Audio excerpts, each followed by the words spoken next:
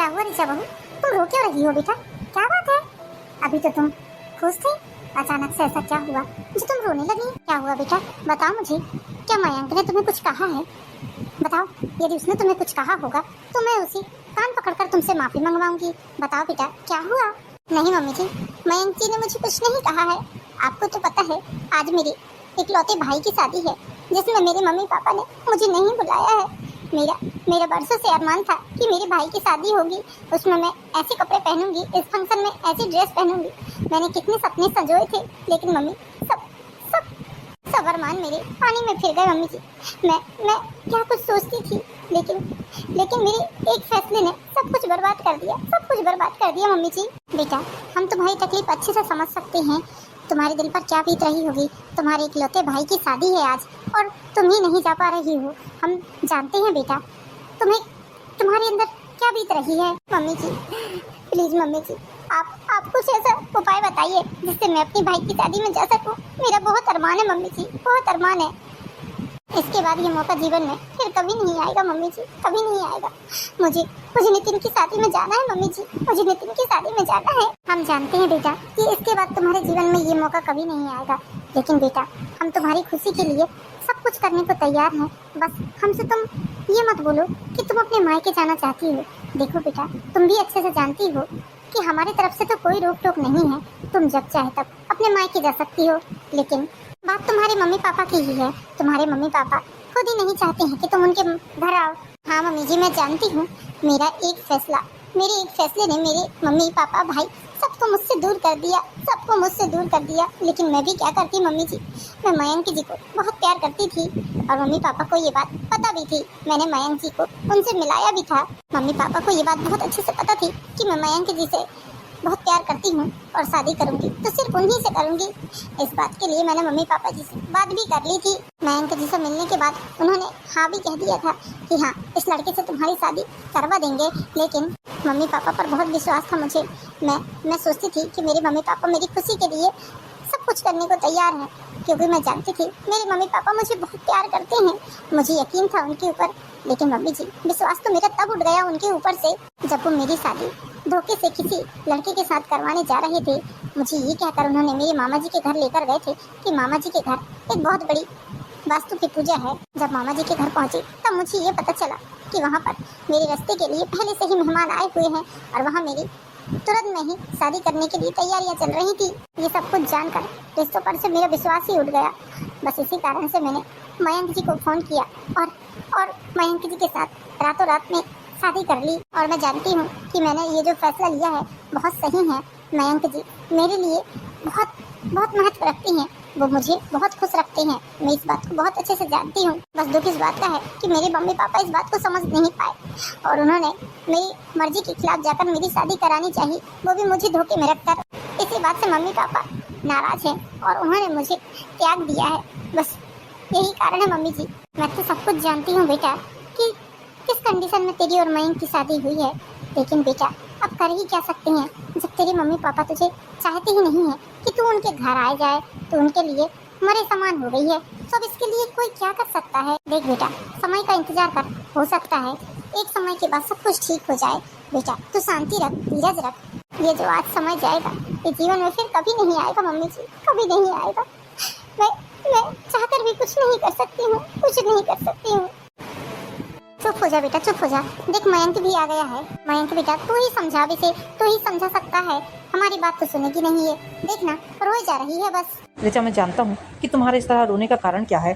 मैं बहुत अच्छे से जानता हूँ। देखो ऋचा, तुम्हारे रोने से तुम अपने मायके नहीं पहुँच जाओगी, इसलिए अपने शरीर को कष्ट देना बंद करो।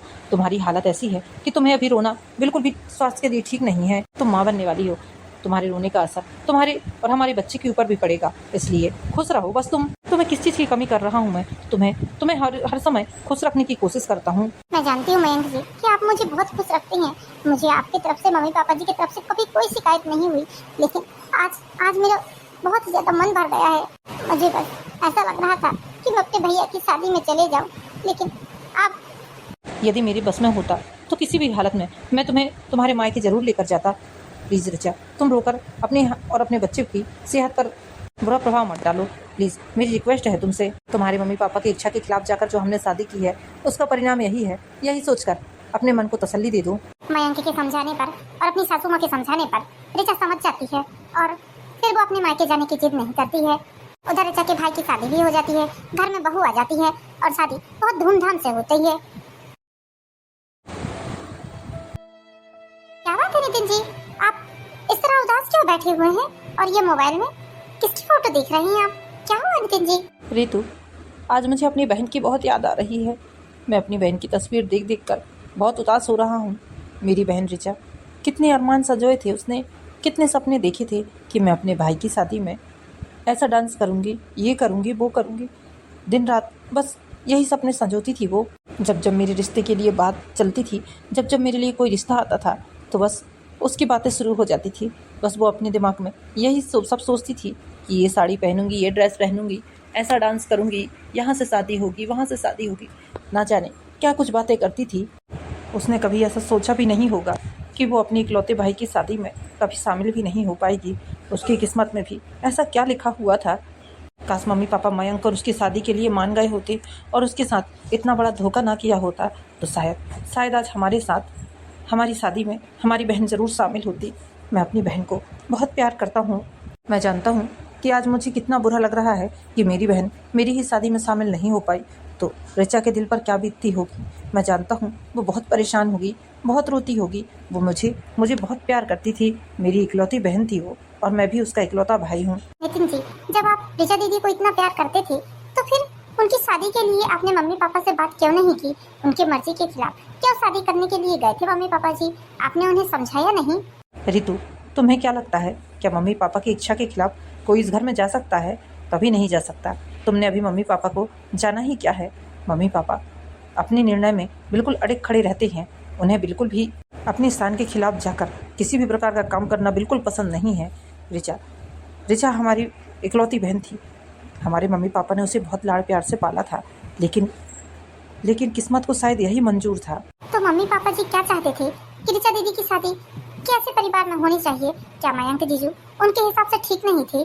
क्या उनके पास पैसे कौड़ी की कमी थी? क्या वो अच्छी जात से नहीं थे? क्या अच्छे परिवार अच्छे खानदान से नहीं थे? क्या कमी थी उनमें जो मम्मी पापा जी अपने पसंद के लड़के से शादी करवाने को तैयार थे? नहीं रितु, मयंक तो मेरा दोस्त है। वो बहुत अच्छे खानदान का लड़का है, बहुत अच्छी फैमिली से बिलोंग करता है और पैसे की कोई कमी नहीं है उसके पास। अच्छी खासी जॉब करता है, सर्वगुण संपन्न है लड़का। मैं जानता हूँ उसे, बचपन से हम लोग साथ में पढ़े हैं। मैं बहुत अच्छे से जानता हूँ, शायद उसके जैसा कोई लड़का मिल भी नहीं सकता था मेरी बहन को। लेकिन ये बात मम्मी पापा को कौन समझाए? उन्हें तो ये बात समझ में ही नहीं आती थी। जब इतना ही अच्छा लड़का है तो मम्मी पापा जी ने क्यों दीदी की शादी नहीं करवाई मयंक जी से? ये बताइए। मम्मी पापा को लगता था कि इच्छा के खिलाफ जाकर जो लड़की शादी करती है वो माँ बाप की नाक कटवा देती है। इस बात से सारे समाज में मम्मी पापा की कोई इज्जत नहीं रहेगी, सारे समाज में थू थू हो जाएगी। बस इसी कारण से मम्मी पापा शादी के लिए बिल्कुल भी नहीं माने। पहले तो दीदी का मन रखने के लिए हाँ बोल दिया। उसके बाद में दीदी को धोखे से मामा जी के घर ले जाकर किसी लड़के से शादी करवाने वाले थे। बस उसी दिन का आखिरी दिन था जो दीदी ने हम लोगों का साथ छोड़ दिया। ये तो मम्मी पापा जी ने दीदी के साथ बहुत गलत किया, बहुत बुरा किया है। बेचारी दीदी, कोई भी लड़की हो, हर लड़की को अपना जीवन साथी चुनने का पूरा अधिकार है। जब लड़का इतना अच्छा था, घर परिवार इतना अच्छा था, किसी चीज की कोई कमी नहीं थी, तो मम्मी पापा जी को खुशी खुशी अपनी बेटी की शादी उनसे करवा देनी थी। कभी कभी माँ बाप ही अपने बच्चे की खुशी को देख नहीं सकते हैं। बच्चों की खुशी माँ बाप को लगता है रास नहीं आती। कभी कभी जीवन भर का रिश्ता कैसे मम्मी पापा जी दीदी का रिश्ता इतनी जल्दी किसी के साथ जोड़ने जा रहे थे, अपनी बेटी का सौदा इस तरह कैसे कर रहे थे, वो भी सिर्फ अपने मान सम्मान की खातिर। अरे उन्हें जरा भी अंदाजा नहीं था क्या कि उनके इस फैसले से वो जीवन भर के लिए अपनी बेटी को खो सकते हैं? बहुत गलत किया है मम्मी पापा जी ने दीदी के साथ। लेकिन आपने इस बारे में बात करने की कोशिश क्यों नहीं की? अब शादी के बाद तो हम दीदी को बुला सकते थे ना, आपने शादी के समय क्यों नहीं बोला?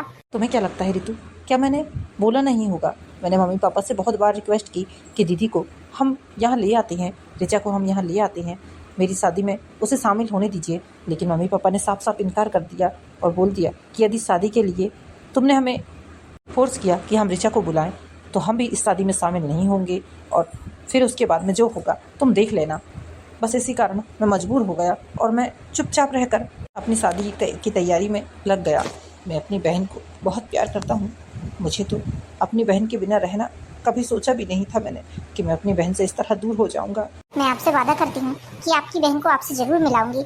उनका मायका कोई नहीं छुड़ा पाएगा उनसे। नहीं नहीं रितु, तुम ऐसा कुछ भी नहीं कर सकती, क्योंकि यदि तुमने दीदी को यहाँ लाने की बात की तो मम्मी पापा शायद तुम्हारे भी विरोधी हो जाएंगे। वो तुम्हें भी भला बुरा सुनाने लगेंगे। इसलिए प्लीज़ ऐसा कोई भी काम मत करना जिससे कि मम्मी पापा की नज़रों में तुम्हारी इज्जत गिर जाए। आप चाहे जो भी बोलें, लेकिन मैं गलत होते हुए नहीं देख सकती किसी लड़की के साथ। दीदी ने जो फैसला लिया बिल्कुल सही लिया है। उन्होंने कुछ गलत नहीं किया है। हर लड़की को अपना जीवन साथी चुनने का पूरा अधिकार होता है, सो उन्होंने भी किया। किसी लड़की की धोखे से शादी करवाना ठीक नहीं है। जो भी किया बिल्कुल अच्छा किया उन्होंने। मैं जल्द से जल्द दीदी से बात करूंगी और उन्हें यहाँ लेकर आऊंगी। रिचा मेरी बात सुनो। रिचा, हे भगवान, इसे सद्बुद्धि दो। कहीं ऐसा ना हो कि रिचा को इस घर में लाने के चक्कर में इसे ही घर से निकाल दिया जाए। अरे आपको भी बड़ी जल्दी रहती है। बहू लेकर आती ही होगी खाना। ये लीजिए पापा जी, आपके लिए गरम गरम आलू के पराठे सेकने लगी थी मैं, बस इसलिए थोड़ी देर हो गई। ये लीजिए आपकी थाली। मम्मी जी, पापा जी, आपसे मुझे कुछ बात करनी है। हाँ बेटा, बोलो ना, क्या बात है? पापा जी, वो मैंने सुना है रिचा दीदी का 7वां महीना चल रहा है, तो क्यों ना हम उन्हें घर बुलाकर उनकी गोद भराई कर देते हैं। तुम्हारा दिमाग ठिकाने में तो है? क्या तुम्हें पता नहीं है कि इस घर में उसका नाम लेना भी गुनाह होता है? अरे तुम्हें किसने बोला इतनी बड़ी बात बोलने के लिए? तुम्हें इतने दिन हो गए यहाँ पर आए हुए, क्या तुम्हें पता नहीं है कि इस घर में कोई भी उस लड़की का नाम नहीं लेता है? तुम्हारी हिम्मत कैसे हुई? तुम 4 महीने से इस घर में आकर रह रही हो, क्या आज तक तुमने किसी के मुंह से रिचा का नाम सुना है?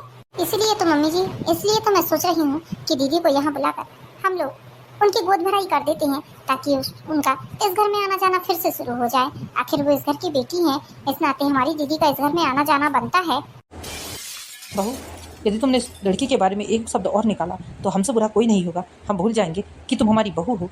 हम तुम्हें इतना प्यार करते हैं, इसका मतलब ये नहीं है कि तुम्हारे मुंह में जो आएगा तुम वो बोले चले जाओगी। जाओ, जाकर अपनी रसोई संभालो। तुम्हारा दायरा सिर्फ रसोई संभालने तक है। तुम जाकर अपनी रसोई संभालो। सुन लिया तुमने? तुम्हारे ससुर जी ने क्या कहा? निकल जाओ यहाँ से, जाकर अपनी रसोई संभालो। मम्मी जी, आपने रिचा दीदी के साथ बहुत गलत किया है, बहुत गलत किया है। और मैं आपसे वादा करती हूँ कि मैं इस घर में रिचा दीदी को लाकर ही रहूंगी। आप नाराज मत होइए जी, आज उसने पहली बार इस घर में रिचा का नाम लिया है। मैं उसे समझाऊंगी, वो ठीक से सब समझ जाएगी। उसे अभी हमारे घर की कंडीशन पता नहीं है, समझाऊंगी तो सब कुछ ठीक हो जाएगा। क्या हुआ मम्मी पापा, आप लोग इतनी ज़्यादा गुस्से में क्यों दिख रहे हैं? क्या बात है? नितिन, क्या तुमने अपनी पत्नी को बताया नहीं कि इस घर में उस लड़की का नाम लेना भी वर्जित है? जिस लड़की को हमने मरा हुआ समझ लिया है, उस लड़की का नाम लेकर उसने हमारा दिमाग खराब कर दिया है। इस तरह मुंह लटकाने से कुछ नहीं होगा। जाकर अपनी पत्नी को समझा दो कि आज के बाद दोबारा यदि इस विषय में उसने किसी भी प्रकार की कोई भी बात की तो हमसे बुरा कोई नहीं होगा। हम भूल जाएंगे कि वो हमारे बेटे की पत्नी है। वो जहाँ से आई है वहाँ जा सकती है उसके बाद। ठीक है पापा जी, मैं उसे समझा दूंगा। आप परेशान मत होइए, आप शांति से खाना खा लीजिए। मैं रितु से बात करूंगा, उसे समझाऊंगा, वो जरूर समझ जाएगी। आप खाना खा लीजिए जी, शुगर के कारण आपको ऐसे ही भूखा रहना ठीक नहीं है। आप खाना खा लीजिए, दिमाग ठंडा रखिए। गया है ना नितिन रितु से बात करने के लिए, वो उसे समझाएगा। कान खोलकर तुम सुन लो, क्योंकि तुम्हारी ही सह का नतीजा है जो आज ये सब हो रहा है। अरे तुमने इतनी छूट क्यों दी है बहू को, जो वो इतनी ज़्यादा बोल रही है? तुम्हें समझदारी नहीं है कि किस विषय में किस तरह की बात करना चाहिए? ये सब तुम्हें पहले ही समझा देना था बहू को कि ये बातें इस घर में नहीं होंगी। बहू को आए हुए 2-3-4 महीने होने लगे हैं। अरे इतने बीच में तो तुम बहू को समझा ही सकती थी ना। आज उसकी हिम्मत कैसे हुई मेरे सामने इतनी बड़ी बात करने की? सब तुमने सह दिया है। बहू को कुछ ज़्यादा ही सर पर बैठा कर रखा है तुमने। तुम्हें बोला था मैंने कि बहू को बहू की तरह रखो, बेटी बनाने की ज़रूरत नहीं है। ज़्यादा किसी को लाड प्यार करो ना तो सर पर चढ़कर तांडव करने लगते हैं। ये मगरमच्छ के आंसू मेरे सामने मत बहाओ, समझी ना? चलो जाओ, अपना काम करो और ये खाना खा लेना तुम और अपनी बहू को खिला देना। सुनिए जी, मेरी बात तो सुनिए। भोजन की थाली लगी हुई रखी है और आप खाना छोड़कर जा रहे हैं। खाना खा लीजिए ना। मुझे कोई भूख नहीं है, तुम खा लो और तुम्हारी बहू को खिला दो। जा रहा हूँ मैं। रितु बहू, यहाँ आओ। जी मम्मी जी, आज तुम्हारे कारण तुम्हारे ससुर जी भूखे प्यासे दुकान से ले गए। अरे तुम्हें सब कुछ पता था कि इस घर में रिचा का नाम लेना वर्जित है। इस घर में कोई भी रिचा का नाम नहीं सुनना चाहता है, फिर भी तुमने जानबूझकर इस घर में रिचा का नाम लिया। तुम्हें अच्छे से पता था या नहीं? बोलो मुझसे। लेकिन क्या तुमने अपनी पत्नी को ये बात बताई नहीं थी कि इस घर में तुम्हारी बहन रिचा का नाम लेना जायज नहीं है? नहीं समझाया था तुमने अपनी पत्नी को? तुम्हारी पत्नी की आज तुम्हारी पत्नी के कारण आज तुम्हारे पापा भूखे प्यासे चले गए। आई एम सॉरी मम्मी जी, मुझे नहीं पता था कि मेरी इतनी छोटी सी बात बोलने से घर में इतना बड़ा तूफान आ जाएगा। मुझे माफ कर दीजिए मम्मी जी, मुझे माफ कर दीजिए। मुझसे माफी मांगने से कुछ नहीं होगा। अब जो रायता तुमने फैलाया है उसे तुम ही समेटोगी। अपने ससुर जी को फोन करो और अभी के अभी उन्हें खाना खाने के लिए बुलाओ, उनसे माफी मांगो। हाँ मम्मी जी, मैं माफी मांग लूंगी, मैं उनके पैर भी पड़ लूंगी। लेकिन मम्मी जी, आप अपनी अंतरात्मा से पूछिए, क्या आज जो मैंने कहा वो आप नहीं चाहती हैं? क्या आप ये नहीं चाहती हैं कि आपकी बेटी इस घर में आए? आप एक माँ हैं, आपकी आत्मा नहीं कहती कि आपकी बेटी आपके घर आए जाए? बोलिए, बताइए। उसने हमारी इच्छा के खिलाफ जाकर शादी की है, इसलिए हम नहीं चाहते कि वो इस घर में कभी आए। मम्मी जी, एक बार शांति से बैठकर अपनी अंतरात्मा से ये बात पूछिएगा कि क्या सचमुच आप नहीं चाहती हैं कि दीदी इस घर में आए? बाकी आपके ऊपर है। मम्मी जी, आप तो खाना खा लीजिए कम से कम। मैंने इतना भी बड़ा कौन सा ऐसा गुनाह कर दिया है जो आप खाना नहीं खा रही हैं? तुमने आज हमारे पुराने जख्मों को कुरेदा है बहू, जिन जख्मों को भरने के लिए हम दिन रात कोशिश कर रहे हैं, और तुमने आज एक झटके में उन जख्मों को कुरेद कर ताजा कर दिया। मम्मी जी, आपके आंसू साफ साफ बता रहे हैं कि आप भी चाहती हैं कि दीदी आपसे मिले जुले इस घर में आ जाए। वो इस घर की बेटी है। बोलिए मम्मी जी, बोलिए, मैं झूठ बोल रही हूँ क्या? बोलिए मम्मी जी, बताइए, क्या आप नहीं चाहती हैं कि दीदी इस घर में आ जाए? बताइए मुझे। एक माँ होने के नाते आप हमेशा यही सोचती होंगी कि दीदी इस घर में आ जाए। नहीं, हम बिल्कुल नहीं चाहते ऐसा। मम्मी जी, आप मुझसे ये बात नजरें मिलाकर भी कह सकती थी, लेकिन आप मुझसे नजरें नहीं मिला पा रही हैं। इसका मतलब तो साफ साफ है ना कि आप चाहती हैं कि आपकी बेटी आपसे मिल जाए और यहाँ आने जाने लगे। आप सिर्फ पापा जी के कारण मजबूर है ना? बताइए मम्मी जी, बोलिए। बहू, तुम चले जाओ यहाँ से, हमें तुमसे कोई बात नहीं करनी है, तुम चले जाओ यहाँ से। मम्मी जी, इस तरह नजरें चुराने से कुछ नहीं होगा। आप जानती हैं ये बात कि मैं जो बोल रही हूँ बिल्कुल सच बोल रही हूँ। आप एक माँ हैं और एक माँ की ममता क्या होती है मैं बहुत अच्छे से समझती हूँ। आपने अपनी बेटी को जन्म दिया है और कितने लाड़ प्यार से, कितने नाजों से पाला है। आप भी ये बात जानती हैं कि दीदी ने कुछ गलत नहीं किया है, बल्कि गलत तो आप लोग उनके साथ करने जा रहे थे। आपको पता है, मैं दीदी से पिछले 2 महीने से बात करती हूँ आप लोगों की चोरी से, और दीदी आप लोगों से मिलने के लिए इतनी बेताब है। हर समय बेचारी यही बात बोलकर रोती है कि भाभी, काश कुछ ऐसा हो जाए जिससे मैं अपने मम्मी पापा से मिल सकूं। क्या तुम रिचा से बात करती हो? रिचा से बात करती हो तुम? हाँ मम्मी जी, मैं रिचा दीदी से पिछले 2 महीने से बात कर रही हूँ। वो सच में आप लोगों को बहुत याद करती हैं, दिन रात रोती हैं। उनके घर में किसी प्रकार की कोई कमी नहीं है। घर वाले सभी लोग उनको बहुत प्यार करते हैं, उन्हें बहुत प्यार से रखते हैं, लेकिन वो बस इसी बात से दुखी हैं कि आप लोगों से नहीं मिल पा रही हैं। कैसी है हमारी रिचा? कैसी है बहू? वो ठीक तो है ना? उसे वो लोग खुश तो रखते हैं ना? मम्मी जी, रिचा दीदी बहुत अच्छी हैं, बहुत सुखी हैं, बहुत खुश हैं। वो बस आप लोगों से मिलने की इच्छा के कारण उन्हें तकलीफ होने लगती है। बाकी बहुत खुश है वो। जीजू भी बहुत अच्छे हैं, मयंक जीजू उनका बहुत ख्याल रखते हैं। 2 महीने बाद दीदी की डिलीवरी डेट भी है। दीदी चाह रही थी बच्चा हो तो अपने नाना नानी की गोद में ही पहले खेले। प्लीज मम्मी जी, मान जाइए ना। प्लीज मम्मी जी, दीदी को माफ कर दीजिए ना। बेटा, मैं तो उससे नाराज ही नहीं हूँ। मैं तो अपनी बेटी के लिए दिन रात तड़पती हूँ। एक माँ की आत्मा अपनी बेटी से बिना बात करे हुए कैसे मानती होगी? मैं जानती हूँ कि मैं एक दिन किस तरह काट रही हूँ, लेकिन बस तुम्हारे पापा के कारण मैं मजबूर हूँ बेटा, मैं मजबूर हूँ। वो बहुत ही ज्यादा गुस्से के तेज हैं। ऐसा ना हो कि किसी दिन इन्हीं सब बातों के चलते वो अपने आप को कुछ कर बैठे। इसलिए मैं रिचा का नाम इस घर में नहीं लेती बेटा। उन्हें अपने जीवन से भी मोह नहीं रहा। वो अपने आप को भी नुकसान पहुंचा सकते हैं। इतने गुस्से के तेज हैं, बस इसलिए मैं शांत हो जाती हूँ। चलिए ठीक है मम्मी जी, अब मुझसे ऐसी गलती कभी नहीं होगी। आप प्लीज खाना खा लीजिए, जो होगा तो देखते हैं। और कोशिश तो मेरी हमेशा यही रहेगी कि आप लोग रिचा दीदी से मिल जाएं। पापा, मुझे कुछ दिनों के लिए ऑफिस के सिलसिले से बाहर जाना पड़ेगा। मैं सोच रहा हूँ कि क्यों ना कुछ दिनों के लिए मैं रितु की उसके मायके छोड़ दूँ। हाँ बेटा, छोड़ दो। वैसे भी बहू बहुत दिन हो गए हैं अपने मायके नहीं गई है, 2-4-8 दिन रह जाएगी तो उसे भी अच्छा लगेगा। अरे भाई विनोद, अरे ये तो महेश की आवाज़ है, देखो जरा। अरे अंकल जी, आप आइए, बैठिए ना। रितु, अंकल जी आए हैं, उनके लिए चाय पानी की व्यवस्था करो। क्या बात है महेश, तू रो क्यों रहा है? क्या हुआ? विनोद, मैं लुट गया, बर्बाद हो गया। मेरी बेटी ने मुझे कहीं मुंह दिखाने लायक नहीं छोड़ा। उसने मुझे कंगाल कर दिया, कंगाल कर दिया। ऐसी बेटी से तो भगवान मुझे औलाद ही ना देता तो भला होता। अरे दोस्त, क्या हुआ? तू किस बारे में बात कर रहा है? मैं समझ नहीं पा रहा हूँ। क्या किया तेरी बेटी ने? विनोद, मेरी बेटी का चक्कर किसी लड़के के साथ चल रहा था। वो एक नंबर का शराबी, जुआड़ी और नशेड़ी था। ना ही कुछ कमाता था और ना ही कुछ करता धरता था। कुछ दिन पहले मैंने उसे बहुत डांटा डपटा था इस बात के लिए, तो वो मान गई थी। मुझे लगा कि ये सुधर गई है, ये दोबारा उस लफंगे लड़के के साथ नहीं आएगी जाएगी और ना ही उसके साथ घूमेगी फिरेगी।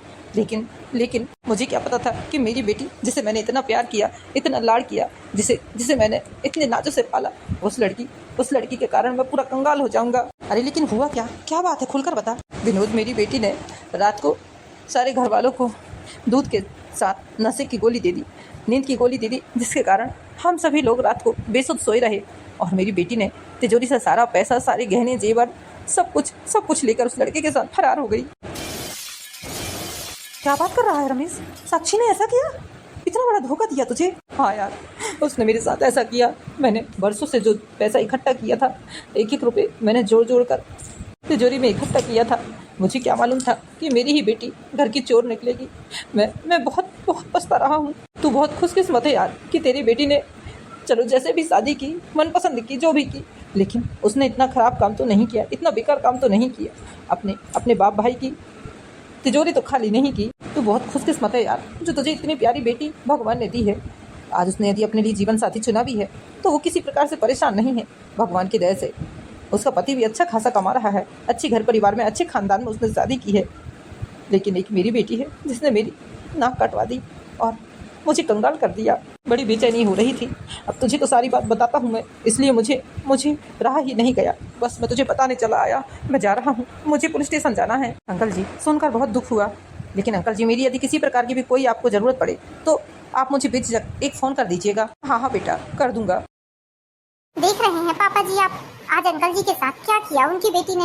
आप तो खुशकिस्मत हैं जो आपको इतनी अच्छी बेटी भगवान ने दी है, और उसके साथ साथ उसने अपने लिए जीवन साथी अपने मन से चुना भी है। तो ऐसा चुना है कि उसको कभी किसी चीज की कोई परेशानी नहीं होती।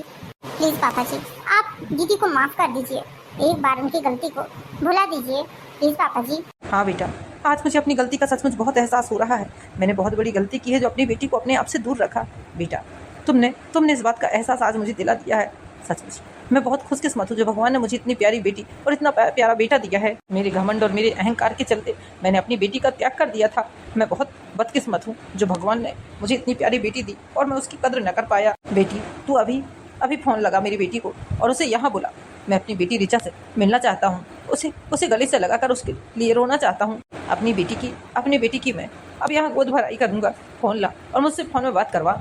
जी पापा जी, मैं अभी मोबाइल लेकर आती हूँ। इस तरह विनोद जी अपनी बेटी को माफ कर देते हैं और अपनी बेटी रिचा को अपना लेते हैं। सारा परिवार बहुत खुशी से रहने लगता है। तो दोस्तों, कैसी लगी आपको कहानी पसंद आई हो तो हमारे चैनल पर एंड ब्लॉग को लाइक कीजिए, सब्सक्राइब कीजिए। मिलते हैं नेक्स्ट वीडियो में, तब तक के लिए बाय बाय।